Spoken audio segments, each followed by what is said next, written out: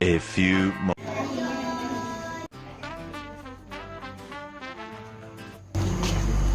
Assalamualaikum dan salam sejahtera. Saya Nur Emilia Elana akan membawa tuan-tuan mengembara ke dalam tandas bersama saya. Tapi sebelum tu bacalah doa dulu. Bismillahirrahmanirrahim. Allahumma inni a'udzubika minal khubuthi wal khaba'ith. Ya Allah, sesungguhnya aku berlindung dengan Engkau daripada gangguan syaitan jantan dan gangguan syaitan betina. Amin. Bermula dengan kaki kiri ya.